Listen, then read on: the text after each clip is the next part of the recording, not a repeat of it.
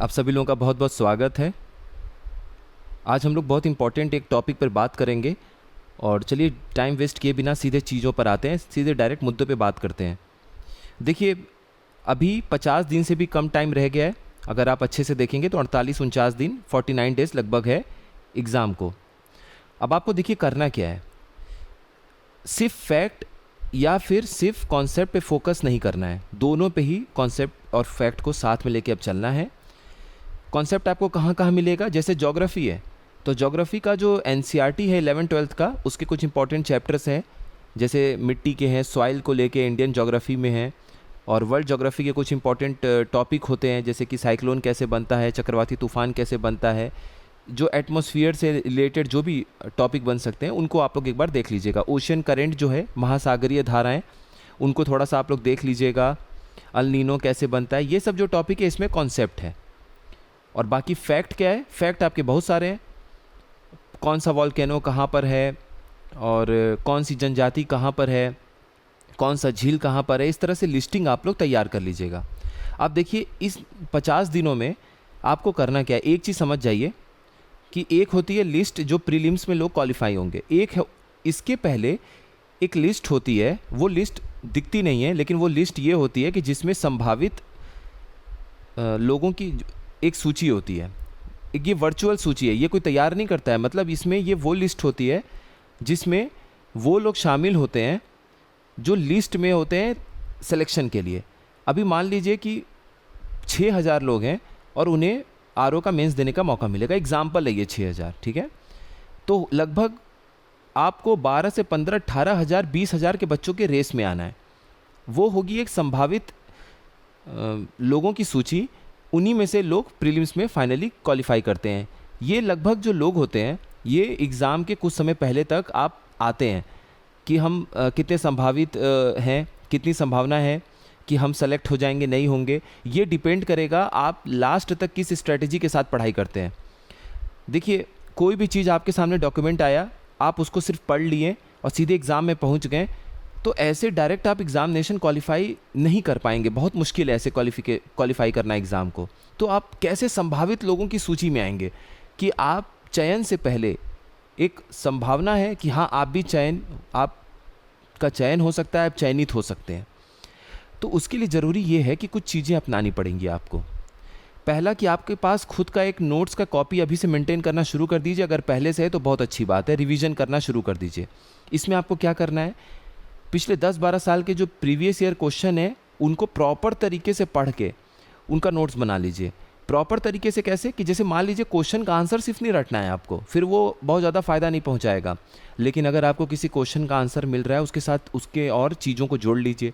जैसे अगर आपको किसी क्वेश्चन में प्रीवियस ईयर में आपको ज्योग्राफी में ये पता चले कि ये वो 4 देश हैं जहाँ पर ये 4 जनजातियाँ मिलती हैं, वर्ल्ड ज्योग्राफी का ये क्वेश्चन है, तो आप उसकी लिस्ट तैयार कर लीजिए और उस लिस्ट में बाकी जगह छोड़ दीजिए कि और भी क्वेश्चंस आपको कहीं से मिलते हैं या फिर और भी जनजातियों के नाम आपको पता चलते हैं, तो वहाँ जाके आप लोग उसको नोट्स में अपडेट कर दीजिए, लिख दीजिए।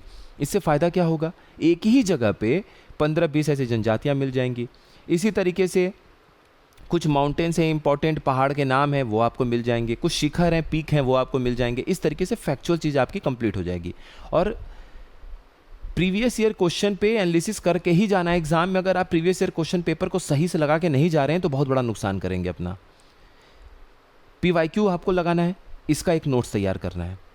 आप कोई भी टेस्ट सीरीज उठाते हैं, कोई भी, कम से कम 2 से 3 बार उनको लगाइए। और मैंने टेस्ट सीरीज़ को लेके एक वीडियो अपलोड कर रखा है, प्लीज़ आप लोग उसको देख लीजिएगा। जिनको भी कन्फ्यूजन है कि टेस्ट सीरीज़ अगर हम खरीद रहे हैं या लगा रहे हैं तो उससे कैसे हमें फ़ायदा लेना है, उस वीडियो को देख के आप समझ जाएंगे कि आपको किस तरीके से टेस्ट सीरीज़ का फ़ायदा उठाना है। एक ही नोट्स कॉपी में PYQ के अलावा टेस्ट की भी चीज़ों को आपको नोट करते हुए चलना है।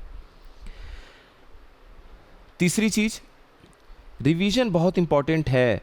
अभी से आपको रोज़ 1 से 2 घंटे 3 घंटे रिवीजन करते रहना है, पुरानी चीज़ों का रिवीजन करते रहना है। लास्ट टाइम में रिवीजन नहीं होगा, बहुत हड़बड़ाहट होगा, दिल की धड़कन बहुत स्पीड से चलेगी।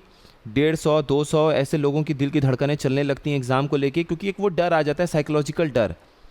और वो उस चीज़ को दूर करने के लिए और वो चीज़ आपके अंदर ना आए, बहुत सारी चीज़ें हम लोग डिस्कस करेंगे वीडियोस के माध्यम से आपको काफ़ी राहत मिलेगा, आपको काफ़ी अच्छा लगेगा उन सब चीज़ों को सुनकर। तो बहुत ज़्यादा प्रेशर नहीं लेना है। ज़रूरत से ज़्यादा प्रेशर लेने पे आप जो 100% दे सकते हैं वो कहीं ना कहीं आप चूकेंगे उसमें। तो 100% अगर आपको देना है तो एग्ज़ामिनेशन के लास्ट मिनट तक शांति से अपने आप को शांत रख के आपको पेपर देना है, क्योंकि 3 घंटे का पेपर है। 2 घंटे का पेपर एक अलग चुनौती प्रस्तुत करता है, 3 घंटे का पेपर इस बार और चुनौती प्रस्तुत करेगा। चाहे आप हिंदी के साथ शुरुआत करेंगे तो लास्ट में जीएस टफ लगेगा, जीएस के साथ शुरुआत करेंगे तो जाहिर सी बात है कि हिंदी में कुछ मिस्टेक होने का चांस है। तो इसीलिए आपको शांत मन से पढ़ाई भी करनी है और शांत मन से आपको परीक्षा भी देना है। उस पर हम लोग बाद में बात करेंगे। तो अपनी कॉपी मेंटेन कर लीजिए। सार क्या है, कॉपी एक मेंटेन कर लीजिए, पीवाईक्यू को ज़रूर पढ़िए, उसके नोट्स बना लीजिए। कोई टेस्ट अगर आप दे रहे हैं तो उनके भी नोट्स बना लीजिए जो आपको इंपॉर्टेंट लगता है। आपने पहले से कुछ कहीं पे नोट कर रखा होगा तो एक ही कॉपी में आपको सारी चीज़ें लानी है। पेजेस भले ही आप अपने हिसाब से छोड़ लीजिए, 20-25 पन्ने हिस्ट्री के, 30 पन्ने अपने हिसाब से, जो भी आपको लगता है कि इतने पेजेस होने चाहिए। 40-50 पन्ना छोड़ दीजिए, 30-40 पेजेस कम से कम साइंस के लिए छोड़ लीजिए।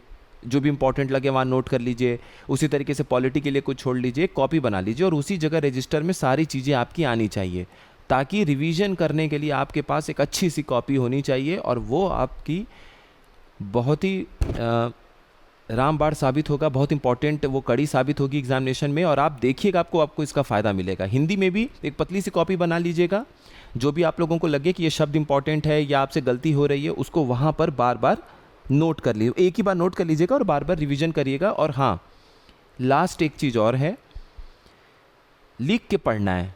भले ही आपको लगे कि ये बचपन की आदत है, लिख के ही पढ़ना है। पढ़ते रहना है, लिखते रहना है, पढ़ते रहना है, लिखते रहना है। सिर्फ पढ़ाई से एक अलग असर पड़ता है, इम्पैक्ट पड़ता है।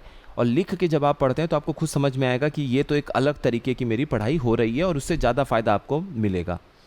कोई भी डाउट है, किसी भी टॉपिक पे आपको वीडियो चाहिए, आप लोग कमेंट बॉक्स में लिखिएगा। फिर से हम लोग इसी तरीके से और भी जो भी इंपॉर्टेंट चीज़ें हो पाएंगी, छोटी छोटी चीज़ें जो आपके एग्जामिनेशन में कहीं ना कहीं आपको मदद पहुंचाएगा, उस पर वीडियो आपको लगातार मिलता रहेगा। बाकी पढ़ाई अच्छे से करते रहिए। मैंने हर बार बोला है आप लोगों को कि मैप को तो बिल्कुल नहीं छोड़ना है जब भी आप लोग ज्योग्राफी की पढ़ाई करेंगे। और मैप का जो सीरीज़ है, अभी एक वीडियो उसमें अपलोड हुआ है, बहुत सारे मैप के वीडियोस आपको मिलना शुरू हो जाएगा।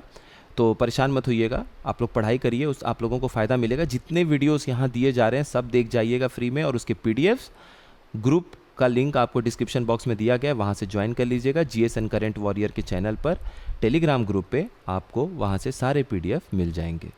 कोई भी डाउट है, कुछ भी पूछना है, कमेंट बॉक्स में लिखिएगा। आप सभी लोगों का बहुत बहुत धन्यवाद।